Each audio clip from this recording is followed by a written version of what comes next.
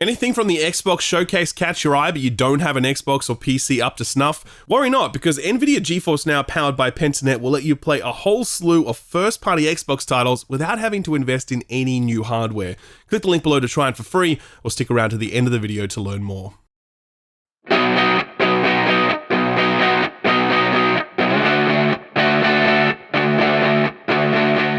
Alright, the Xbox showcase. Now, I think it's pretty clear that the pressure was on for Phil Spencer. If you saw that kind of funny interview, you would know that mentally, he was feeling it. He was feeling the pressure. And I think the Xbox brand in general really needed this showcase to just really land hard and go super well. And I think it did, man. Like, I really think they totally crushed it. That was, I think, an absolutely superb showcase for a bunch of reasons. Even if you don't think about Starfield and you just look at the core showcase itself, I still think that was a pretty great showing from Xbox. And I think this absolutely was the wind in the sails that they desperately needed at this moment. I saw Phil Spencer afterwards, as in I watched him on a panel or whatever. He was chipper. He had a spring in his step. You could tell that he knew it went well. Everyone knew it went well, right? So, I'm going to talk through the major announcements for that showcase. But, very important, I'm not going to be discussing Starfield in this, purely because there's already so much to discuss. If I also talked about Starfield, this video would be like an hour long, okay? So we're just going to do the core Xbox showcase now, and I'm going to do Starfield in a separate video very soon after that, so stay tuned. So, the showcase, we kicked off right here. What do I think about heroes? Well, we've all seen them, haven't we? Swanning about the place with their disproportionately high cheekbones and comically massive weapons. Wanker. You will no doubt recognize this guy as the dude from the IT crowd, probably because you've seen his face everywhere on Twitter for that GIF. But yeah, I mean, this is Fable. This is a very new, very different Fable. Obviously, it has a little bit of English bands in there to try and remind you that, hey, it's British humor that they're all about here. But the rest of it, I think, has met more of a mixed reception. I think Fable had a very distinctive style and tone in the past, and this looks to be a very different take on that, at least from what we've seen so far, right? And I think there's been quite a bit of hostility to this trailer, which, I mean, I think it's a bit early to jump to conclusions. Yeah, it does look quite different to the Fable of old, but we really didn't see a huge amount during this, except for a really impressive sequence where he was massive and the hero was really small and running away. That looked great, right? But the rest of it, we really didn't see that much. And that actually was an interesting point, because Aaron Greenberg of Microsoft said that everything they're going to show is gameplay or in-engine cutscenes or a combination of both or whatever else. And I feel a little bit had by that tweet that he sent, because yeah, sure, there was like the tiniest snippet of gameplay within this, but it's like, dude, there was nothing here. Like, to say that that was gameplay, I think that's quite disingenuous. So I think that's like another thing that we need to watch out for now in terms of the language that, you know, video games marketing people use. In-engine rendered cutscenes, you may as well just be CG rendered. It's totally useless to us, okay? So, either way, I think it looked fun. I'm interested in what this is. I'm keen to see where Playground take Fable and their own take on it. This one is no date for this one, though. So that's kind of a running theme for this. Stuff is quite far off, and Fable sets the tone for that because it's not coming anytime soon. They didn't even commit to a 2024 release, so it may be 25 or beyond. Sticking with that theme of no gameplay and unknown release dates, South of Midnight, it's the first thing from Compulsion Games since they were acquired by Microsoft. This was the team that before that did We Happy Few, and before that they did Contrast. This is a very different art style for them this time around, because We Happy Few and Contrast actually look quite similar, but this is sort of set in the American South. It's got some voodoo energy to it. It actually was a really fantastic trailer in terms of its sound, its music, its presentation. Like, I think it looked great, but have absolutely no idea what this game is. Like, none, you know? So, cool, thanks for showing it. Yeah, it was rendered in-engine, great, fantastic. But we still don't know what this game is, and there's no release window for it, so watch this space, I guess. Rounding out the trio of no date and no gameplay was Star Wars Outlaws. Now, this one actually was quite a surprise. We knew that Ubisoft Massive, were working on a Star Wars game. They announced that some time ago, but we didn't know what kind of game it would be. And there was a lot of hope that they would be doing stuff in the kind of bounty hunter space. That's quite untapped in the world of video games. We get, you know, your Jedi Survivors and your Battlefields and whatever else, but the whole bounty hunter fantasy is really ripe for a fantastic video game that can nail that, especially after, you know, Amy Hennig's Project Ragtag fell over. So, Star Wars Outlaws is the new thing. It is a narrative-led open-world adventure game. Ubisoft describe it as the first open-world Star Wars game. And it's like, we just had Jedi Survivor. That was open world, man. So I don't know what they're defining open world as versus EA. And it's like, is it the Valhalla model of open world? You know what I mean? I don't know. But either way, look, this had a really interesting presence, a sense of charm. Characters looked cool. Just the setup for it seemed interesting, right? We're all down for a bounty hunting adventure in the Star Wars universe, most likely. But again, we didn't see any gameplay. We don't know what the fuck this is. Like, is it a looter shooter? Is it a, you know, Uncharted in Star Wars? We don't know, right? We don't know. So the good news is we will find out soon. There's going to be a gameplay reveal during the Ubisoft showcase, which is going to be tomorrow. So yes, I guess, again, stay tuned. First actual gameplay came from 33 Immortals. This comes from Thunder Lotus Games, who before this did the excellent Spiritfarer. It's basically, imagine Hades if you could play it alongside 32 other players. That sounds ridiculous. Maybe it is ridiculous. We won't know until we play alongside 32 players ourselves. But it looked really cool. I'm down for this sort of format. I actually got the chance to play this myself with a small group of people, but I'm under embargo for that, so I can't talk about that until later in the week. But spoiler alert, I enjoyed myself, and I'm looking forward to talking more about it. Payday 3 is one of the poster childs of development hell. It's been in development since 2016. I think the studio either went bankrupt or nearly went bankrupt multiple times during its development, but Payday 3 is real and it's coming very soon. Actually, they announced a release date for it, the 21st of September, and that is coming to Game Pass. It looks like more Payday, except the cops look much more aggro and they have a lot more in their kits. But yeah, it looks fun. I'm down to check it out. This one is also coming to PlayStation as well, mind you. Gotta feel a little bad for Sega and Atlas, because earlier this week, the Persona 3 Remake trailer was just uploaded to Instagram, like on the official channel, by the way. Someone working in their social media team just thought, oh yeah, today's the day to update this, and out it went, right? So, not great. But we got our first official look at the Persona 3 Remake here. This was actually rumored or sort of leaked a long time ago, so we knew this was coming. But hey, it's here now. It looks fantastic. To this day, many Persona fans will say that 3 is their favorite in terms of the plot and the characters. So it's nice to see it looking so fantastic. And that one is out early 2024, also available on Game Pass. Next up was Avowed. So first of all, I think you should just take a look at some of the trailer. Roll it, Austin. Sent here to the living lands by an emperor who couldn't bother to come himself. So this is Avowed. This was revealed a while ago. It's the next thing from Obsidian, the makers of Pentiment and The Outer Worlds, and before that, you know, stuff like Fallout New Vegas, you might have heard of it.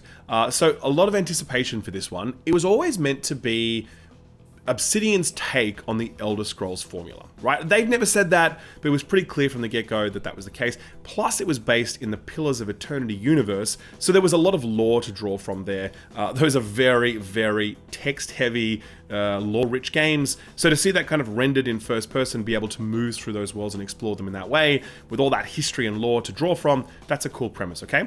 The initial reveal trailer that we saw a while ago, very dark tone. This trailer? Not so much. Really massive jump between the two in terms of what these games are going for visually. And I don't know, I am a little bit bummed by it. I think the reveal trailer set up a tone that I was really into and very keen to see more of. This one looks okay, sure, but I was really digging the dark tone, right? I was down for that, right?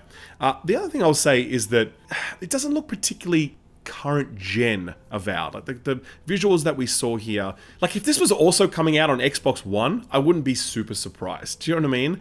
I don't think it looks bad by any means, but I also don't think it's pushing any graphical boundaries. To be fair, that's never been Obsidian's strong suit. That's not really what they push for, but it would have been nice. It would have been really cool if this looked really incredible, but it looks okay, right? So already a lot of people don't love this art style. They don't love the visual presentation, but I am an Obsidian fan. I'm very keen to see what this studio does.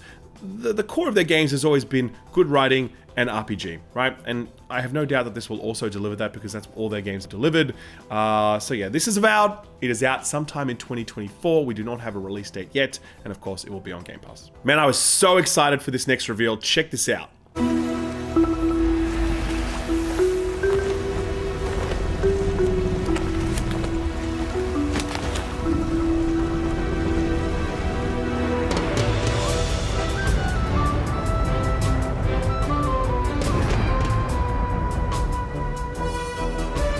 Came out of absolutely nowhere. There were no hints, no leaks, no nothing. It turns out Sea of Thieves is doing a Monkey Island crossover. You're going to be able to go to the island Melee and to Monkey Island itself, and you'll meet all the characters, and they look amazing, and you get to walk around the pub, and you know, you will actually solve like point and click adventure style puzzles, but obviously in first person because it's Sea of Thieves, right?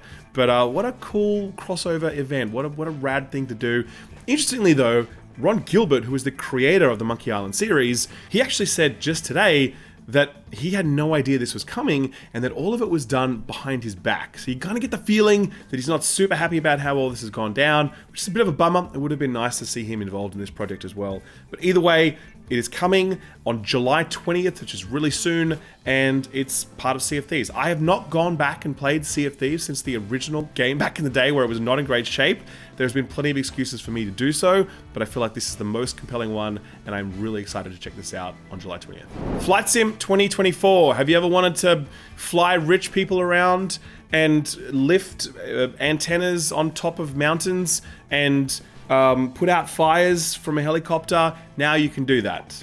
I always look at Flight Sim and think, man, I really wish I was into this because it looks truly incredible. Like, it looks remarkable. It looks like impossible that this exists, but it's just not something that floats my boat. So I'm glad that it exists. Flight Sim 24 is a new game with all new shit coming, and it looks amazing, and it's out sometime next year, obviously, 24. But in the meantime, there's actually going to be a June crossover, June being D-U-N-E, for my American friends, to celebrate the movie, which comes out in November. You'll be able to fly an ornithopter, and that looks rad. So I don't know, maybe I'll try and boot that up and see how I go.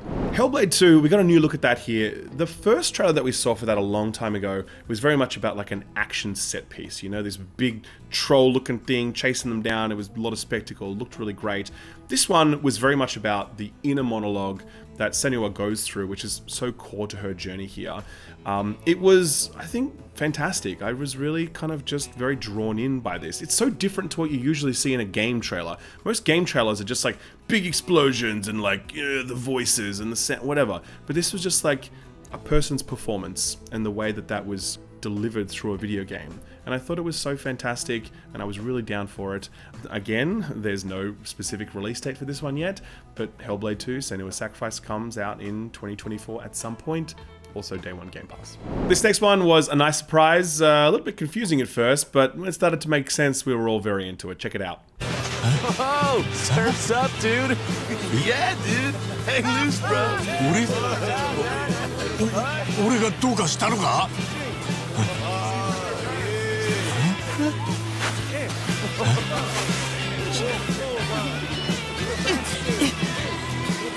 ははどうなってんだこりゃ This one is Like a Dragon Infinite Wealth, and it was a bit confusing at the start for a couple of reasons. First of all, Ichiban is waking up on a beach that was very clearly not in Japan, and this is a series that is always set in Japan. So some people have figured out that this is almost certainly set in Hawaii. There's a lot of connection between Japan and Hawaii, so it kind of makes sense for him to visit there. The other thing that was confusing about this was this actually Like a Dragon 8, as was earlier revealed, or was it kind of like a spin-off thing, especially considering that, you know, it's set in this new location? But no, it is confirmed to be Like a Dragon 8. This is the one that will also star Kiryu as a main character. And yeah, it's looking fun, it's looking cool. There is also no release date for this one yet, so you got to guess that it's sometime in 2024 or beyond. Fallout 76 is getting an Atlantic City update. Fair enough, I guess. This next one though, what the hell is this?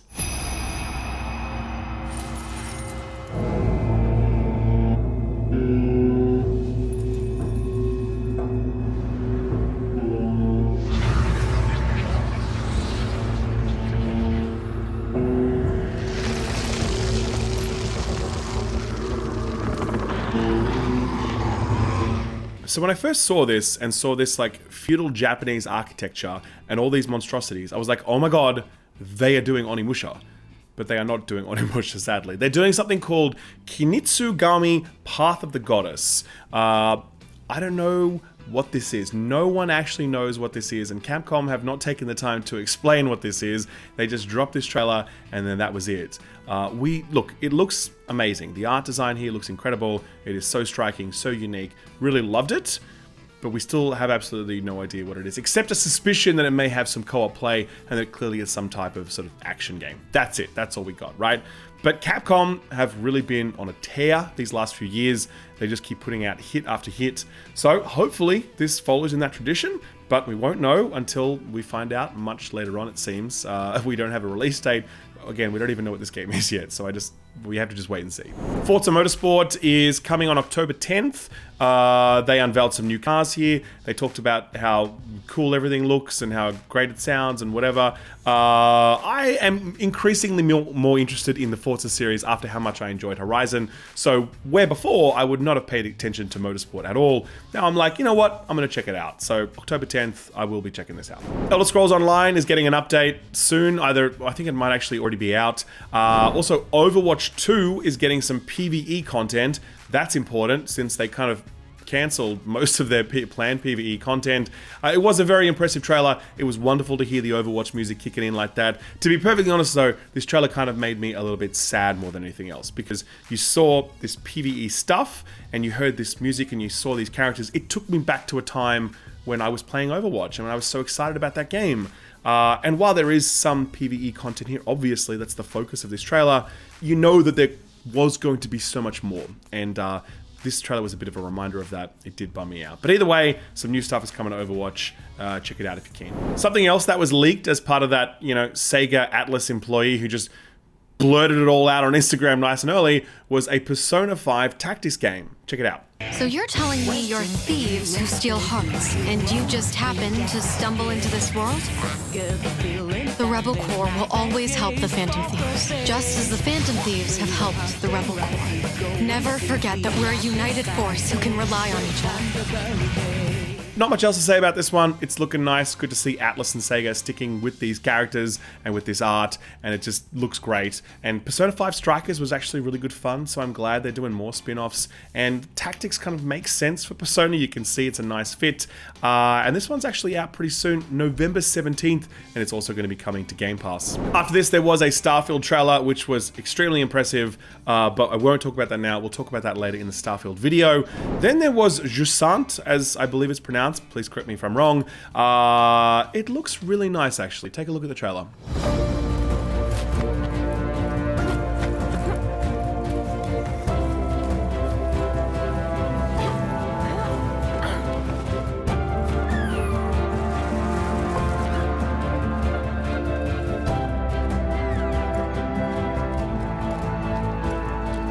So this one, interestingly enough, comes from Don't Nod, who are typically known for their narrative-led games like Twin Mirror or just this week actually, they released one called Harmony. So, this is obviously quite a different direction for them. It's quite a gameplay-centric game, as for what we can see. It involves a lot of climbing and stamina management and exploring interesting locations. You have to assume that there's also going to be a strong narrative component to it because it's Don't Nod. But yeah, it looks really nice, I think, and I'm quite interested in this one. Funnily enough, there's a demo out for it right now. When I looked it up on Steam just after the show, the demo was live immediately, so you can check that out. And it's releasing sometime in 2023. One of the few games coming out this year, so that's nice. Still Wakes the Deep is from the developer behind Amnesia, A Machine for Pigs. It's a survival horror game set on an oil rig. That's a great setup, that's a great team, and the game is coming to Game Pass sometime in 2024. Dungeons of Hinterberg looks really stunning, one of the best art styles that I saw in the entire showcase, actually. It's from Microbird Games. They don't have anything else out on Steam to this point, so this might be their first release, but it looks really great. Just a, puzzle, action-adventure game in different locations, but really, I think it's the art that's carrying it here. Like, it looks fantastic. So yeah, definitely one to keep an eye on. It's out 2024. Also coming to Game Pass. We did get a trailer for Cyberpunk 2077 Phantom Liberties expansion, but I covered that in a lot of detail in the last video that I did. If you didn't see that yet, I'll leave a link below the like button. But yeah, it's out on September 26th. That was the big news out of that trailer. There were rumors that the expansion was going to be dropping in August, but obviously not. September 26th, and it's only for current gen consoles. It's not coming to PS4 or Xbox One. City Skylines 2, not gonna lie, I had a smile on my face as I watched this trailer. It was nice to know that SimCity lives on in some way, you know, if only spiritually. It's nice to see the way that this studio has carried that tradition forward in their own way. This looks really nice. I don't really play these games, but I'm glad they exist for other people. I'm glad they still, you know, they make a lot of people happy. That's wonderful. The City Skyline, the first game was very, very well received, very beloved. And there's another one coming on October 24th. Right, so this next one. There were leaks for, you know, the Persona stuff, and that was very sad for Atlas and Sega, of course. But luckily, this one wasn't leaked, and it's a damn good thing, because when people saw it, they totally lost their minds.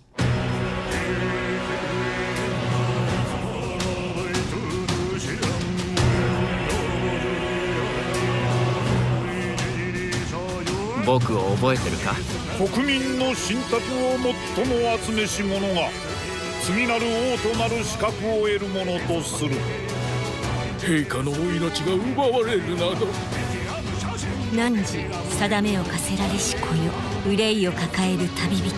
So this is Metaphor Re Fantatio, and it's from Atlas, from the makers of Persona. The Persona team are still making like Persona 6, or reportedly at least, right? But a number of the veterans of that team have moved over to this project, and this is the new thing they're working on. So that already is something to get people very excited. Now, can we just pause for a second on some of the UI here? The UI in this game looks so incredible. I've never once experienced a trailer where I've been excited about the UI, but I am excited about this UI because this team, like, industry-leading UI to this point, the design of it is incredible, and this looks to just be like a whole other level. So this is probably the only time you'll ever see me be this excited about UI, but there it is. But outside of that, it looks like Persona in a fantasy setting. It obviously has like a day calendar that you can see in some parts of the trailer. It's obviously very focused on party members and relationships, and there's lots of angst in all the dialogue that's going on. We don't know, obviously, how close it will be to the Persona DNA, but you know, this team, what we've seen so far, it's not a huge jump to assume that that's kind of what it's going to be, or playing in that general area. This looks really incredible. I think just in terms of sheer originality, I think the only thing that came close to it was that Capcom game we spoke about earlier. Just something that really jumped out, and you're like, wow, I've never seen anything like this before. And to know that, you know, this team of creators is behind it, yeah, there's plenty of reasons to be very excited for it. This is out in 2024. No specific window yet, and you have to assume it's also coming to PlayStation because it's Atlas, and you know, that's just how they roll. So yeah, Metaphor Re Fantatio, very exciting. Just briefly, Towerborn is a cute-looking 2D co-op adventure brawler that's out sometime next year, and then Microsoft saved one of the best for last. If you resist my rule,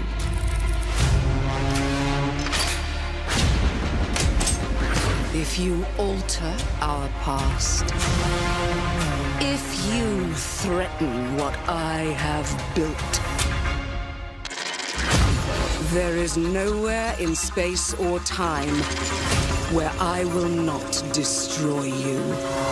This is called Clockwork Revolution, and it is the next thing from In Exile. This is a really big deal because In Exile are a fantastic studio. They made the Wasteland games. I played through Wasteland 3. It was one of the best RPGs I'd played in a long time. This is a studio that has always been super talented, but have always been quite niche in their offerings, right? Not everyone plays a game like Wasteland. It was rumored that this studio was working on something that was more likely to propel them to that mainstream success. And this is it, Clockwork Revolution. I mean, it's a first-person shooter with RPG elements. It's been confirmed to have a character creator, so you'll do that. It's got, you know, full deep RPG progression as well. They've said that subsequent to the reveal.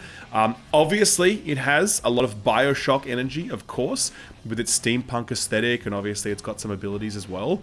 But I mean, I think that their spin on steampunk looks really, really cool. I'm really down for what they're doing there artistically, and also just really trust this team in terms of what they do with their RPG mechanics.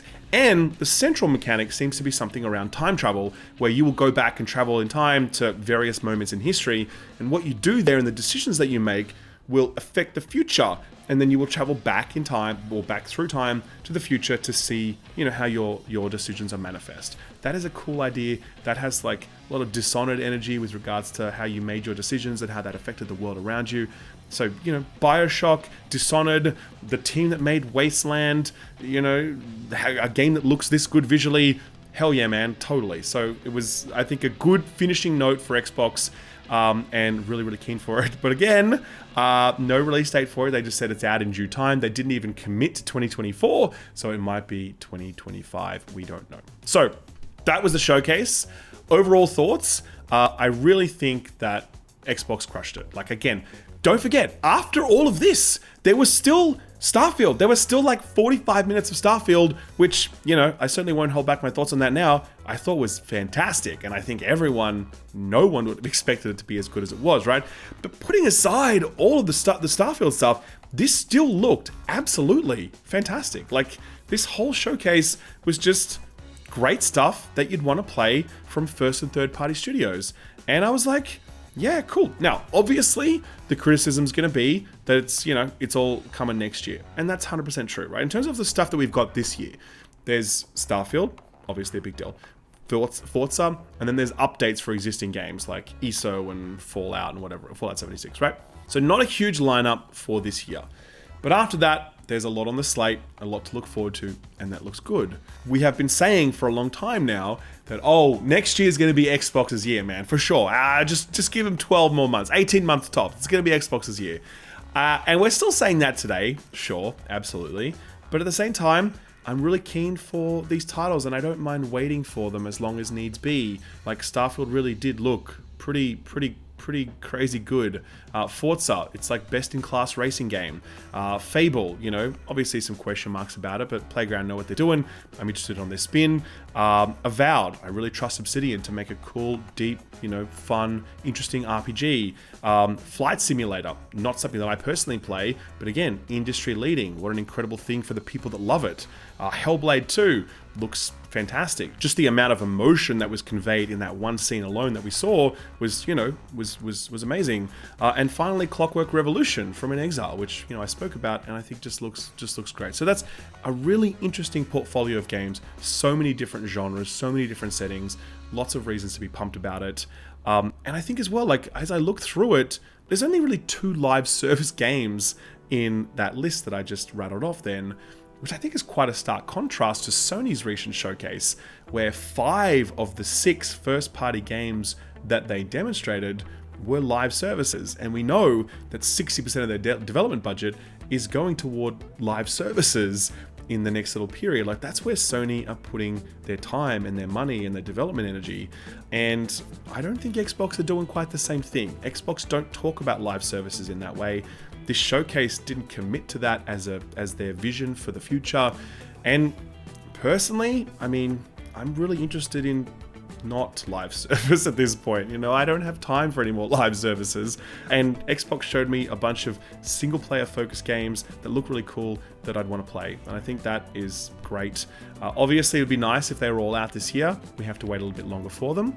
But, you know, I think it was just a really, really strong showing, setting aside Starfield, which we will talk about later. So congratulations to Xbox. You guys absolutely needed a big day, and I think you got it. And yeah, I'm really excited to talk about Starfield very soon. For now, though, thank you for watching, and I'll see you guys very soon. The Ubisoft showcase, most likely. See you there. Okay, so that's a wrap for the Xbox Showcase 2023. Did you see something you liked? Hopefully the answer is yes. But if you did, maybe you don't have an Xbox, or maybe your PC is a bit long in the tooth and would struggle to run a new AAA game at decent settings. Well, worry not, because if you're in Australia, then Nvidia GeForce Now powered by Pentanet has got you covered, letting you play a whole bunch of first-party Xbox titles without having to spend big on a new console or a PC upgrade. GeForce Now is a cloud gaming platform that lets you experience PC games running on high-end hardware, and you can play those games on your TV, your old, outdated PC, and your Apple devices. That's possible because GeForce Now does all the graphical processing in the cloud, and then it just beams you an image, similar to something like Netflix. So if you have an internet connection at 15 megabits per second or higher, you can start playing games through the cloud on almost any device, through either a dedicated app or through a web browser like Apple Safari. So here's Darktide, currently a PC exclusive, but I'm playing it on my TV through the dedicated GeForce Now app, and it's running flawlessly at 1080p. Latency here is so minimal that it feels like I'm playing locally, for real. It's genuinely excellent and a more than reasonable way to play this game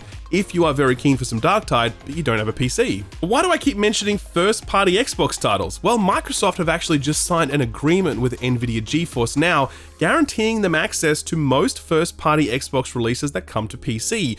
It's part of Microsoft's efforts to close the deal on the Activision Blizzard acquisition, and if it's successful, then you can expect games like Diablo 4, Overwatch 2, and Call of Duty to also end up on Nvidia GeForce Now powered by Pentanet. That's tomorrow's lineup though. Today, you can enjoy hundreds of games within the GeForce Now library, with more games being added every month, meaning you've always got new stuff to play. The best part about GeForce Now is that you don't need to rebuy your games. It's based on your existing game library, so if you own Cyberpunk on Steam, you can play it immediately on GeForce Now. In fact, here's me playing Cyberpunk at 60 FPS, ray tracing enabled on my phone. For real. GeForce Now, powered by Pentanet, have just revised their pricing and membership models, allowing you to choose the right package for you. There's a free trial available all the time, allowing you to test this for yourself. And for less than the price of a cup of coffee, you can get a full month of the basic tier membership, giving you the chance to stream games on the fly with ease. If you find yourself loving it and using it often, you may want to check out their priority tier, which provides a host of benefits, including ray tracing. And if you use an Nvidia Shield TV Pro, you can upscale your GeForce Now games to 4K so they'll look even better on your 4K TV or monitor. PC gaming is, I think, the best way to go about it, but the cost of entry is very intimidating, and you have to worry about upgrading your hardware and troubleshooting stuff, etc. If you want to get into PC gaming without any of the cost or hassle, then GeForce Now is absolutely the way to do it, allowing you to play new release titles like the ones you just saw at Xbox's showcase. You can try it for free or click the link below. Thanks Nvidia GeForce Now, powered by Pentanet, for sponsoring the video, and thank you for watching it.